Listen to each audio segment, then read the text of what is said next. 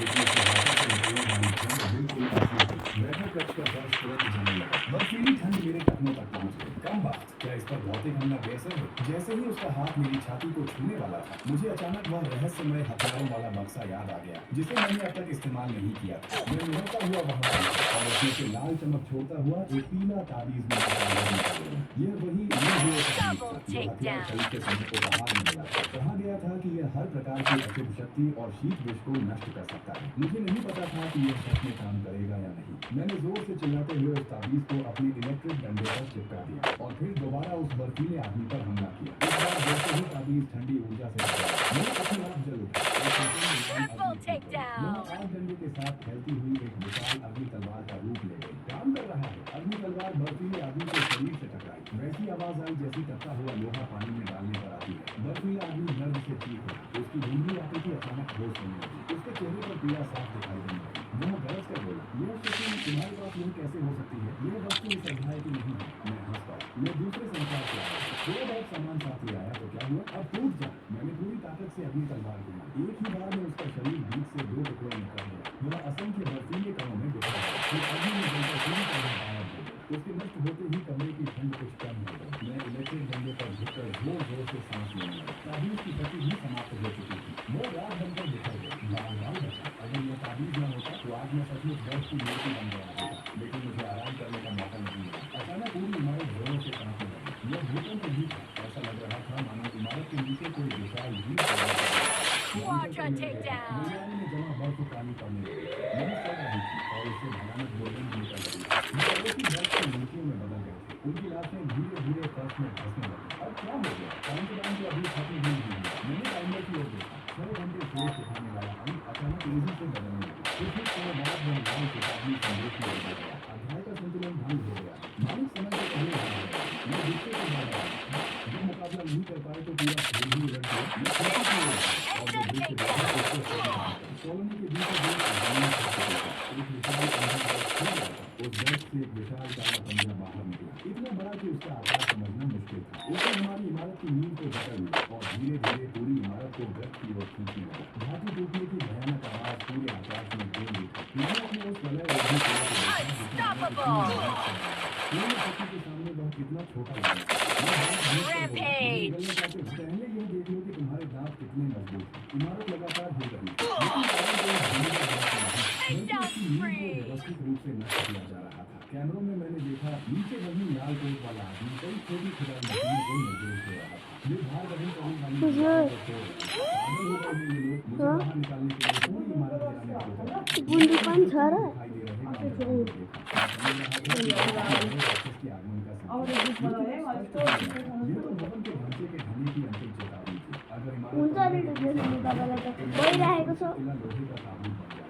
नहीं, मैं यूं बैठकर मरने वाला नहीं। अगर तुम ये इमारत तोड़ना चाहते हो तो मैं भी खेल में अपना हिस्सा जोड़ता हूँ। मैं नियंत्रण पैनल की ओर भागा और आपातकालीन सुदृढ़ीकरण प्रणाली चालू कर दी। ये कुछ विशाल हाइड्रोलिक सपोर्ट थे, मूल रूप से भूकंप से सुरक्षा के लिए लगाए गए थे। अब यही पूरी इमारत की आखिरी उम्मीद बन गई थी। टिके रहो, बस थोड़ा और टिके रहो। जैसे ही सपोर्ट जमीन में धंस गई, इमारत का कंपन कुछ कम हो गया, लेकिन मैं जानता था कि यह अस्थायी समाधान है। मॉनिटर में देखा, जब विभिन्न तोड़फोड़ खत्म नहीं हुई तो लाल कोट वाला आदमी कई बड़े पेट्रोल ड्रम मंगवा चुका था। वह आग लगाने वाला था। हालांकि दीवारें ऊष्मा सहिष्णु थी, लेकिन लगातार जलने पर उनकी मजबूती कम हो जाती। मैं उसे नीचे खड़े आदेश देते हुए देखता रहा और समझ गया असली मुकाबला अब शुरू हुआ है। कुछ ही देर में नीचे भीषण आग भड़क उठी। काला धुआं गलियारों और खिड़कियों की दरारों से ऊपर चढ़ने लगा। मैंने घर को लगभग वायुयुद्ध बना रखा था, फिर भी जलते तारकोल जैसी गंध भीतर और पहुंच इसलिए गई। दिन वो मैं तुरंत सतर्क हो गया। ये तो क्या इस धुआं में झाग मिला है? इन लोगों ने आग में रबर और प्लास्टिक भी डाला है। यह चाल बेहद नीच थी। उन्हें पता था कि दरवाजा तोड़ना मुश्किल है, इसलिए वो मुझे धुएं से घुटन देकर मारना चाहते थे। मैंने तुरंत घर की आंतरिक वायु शोधन प्रणाली चालू कर दी, लेकिन फिल्टर की क्षमता तेजी से घट रही थी।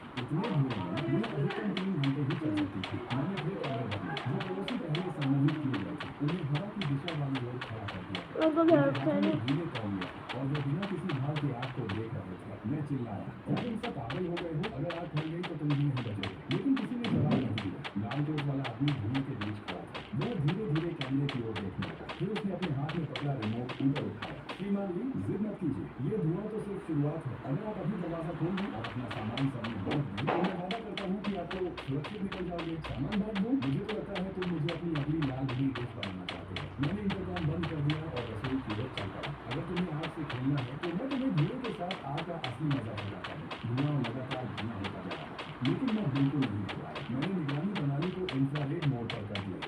कोट वाले की हर हरकत पर नजर रखने लगा। इस आदमी की गतिविधियां इतनी पेशेवर क्यों लग रही हैं? मैंने उसके हाथ में पकड़े रिमोट को जूम करते देखा। वह कोई साधारण रिमोट नहीं था, वह औद्योगिक विस्फोट कार्यों में इस्तेमाल होने वाला विशेष इग्निशन डिवाइस था। अचानक मेरे दिमाग में बिजली सी चमकी। मुझे अपने पिछले जीवन में देखी हुई एक वांछित अपराधी की सूचना याद आ गया। यह वही विस्फोट विशेषज्ञ है जो 10 साल से था, जिसका उपनाम था टॉम।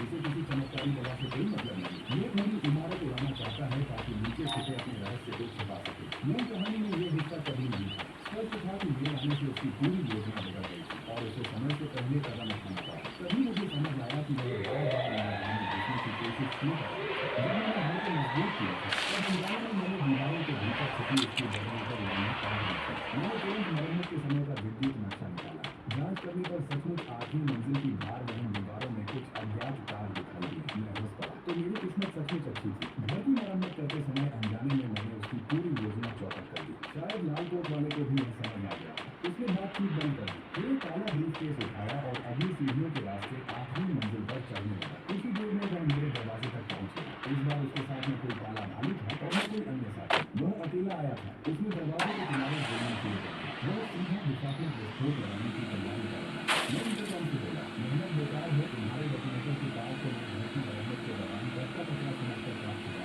दरवाजे के बाहर कुछ पल के लिए सन्नाटा छा गया। उसकी जेल हो गई। थोड़ी देर बाद उसकी आवाज सुनी, तुम सचमुच बहुत कुछ जानते हो। अब तो तुम्हें हर हाल में खत्म करना पड़ेगा। मैंने जवाब दिया, तुम्हें लगता है कि इमारत उड़ाकर भाग जाओगे? पुलिस के इलाके को पहले ही घेर लिया है। जो धमाके अभी हुए हैं उन्होंने सबके समाप्त कर दिया होगा। अगर अभी भाग जाओ तो शायद वक्त नहीं।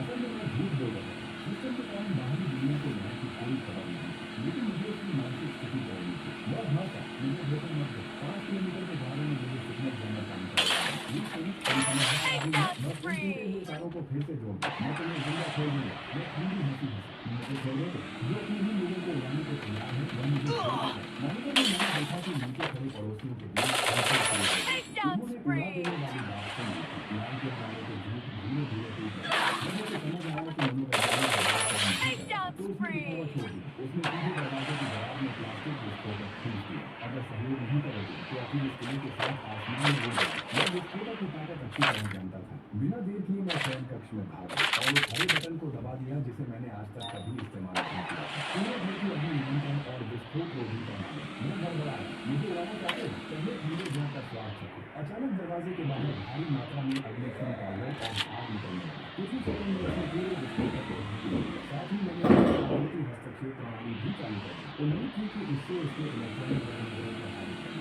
उसी समय इमारत के बाहर से भीड़ को चीरते हुए हमारी मंजिल को रोशन कर दिया। काउंटडाउन समाप्त हो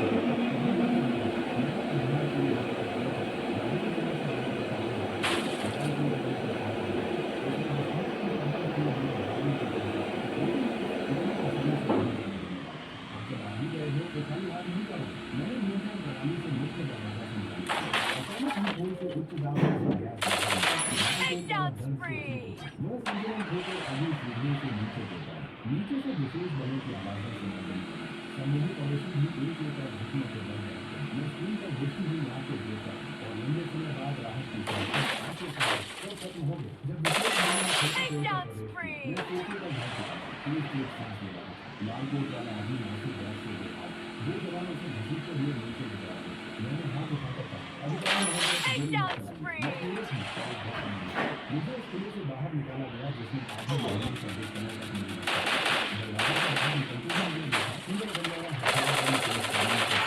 एक पड़ोसी का उपचार भी हो रहा था। ये लोग जो पहले मेरे दरवाजे पर हमला कर रहे थे, अब एकदम बदल चुके थे। कोई कह रहा था, अधिकारी साहब, हमें मजबूर किया गया था। अब उस लाल कोट वाले की वजह से। उसे हमें धमकाया। मैंने उन्हें देखा। कुछ समय पहले तक वो नाजुक भीड़ थे, अब परदेशों की तरफ भाग रहे थे। मैंने ये भी नहीं सोचा इंसान का दिल काले भालू से भी भाग रहा है।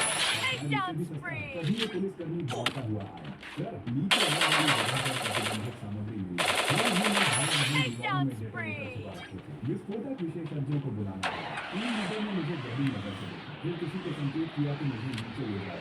जाते जाते मैंने अपने दरवाजे को आखिरी बार उसने खरोंचों की बोलने को नहीं चाहा थी, लेकिन उसने अपना काम उठाया था। उसने मुझे नरक के किनारे से वापस खींच लिया था। मैं एम्बुलेंस के पास बैठा था। मुझे लगा सब खत्म हो चुका है, लेकिन जब मेरी नजर अनजाने में उस पड़ोसी तो मेरा चेहरा जल गया। मैं गायब नहीं हुआ था, बल्कि अब सुनहरे रंग में बदल चुका था। हो ना बाहिरले निक्लिँदा पनि सक्नुहुन्न तपाईँ स्थायी संरचनात्मक सुदृढ़ीकरण द्वितीयकरण सत्य की जांच के साह्रो अल्छी हो अभी भी खत्म नहीं हुआ क्या यह प्रणाली मुझे मारकर ही दम लेगी मुझे कॉलोनी के बाहर एक अस्थायी शिविर में रखा गया आधिकारिक तौर पर यह सुरक्षा थी लेकिन वास्तव में यह निगरानी जैसा भी था होम पूछताछ करके फिर बाकी और पुलिस की जांच बार बार रुकी एक अधिकारी हैरानी से बोला ये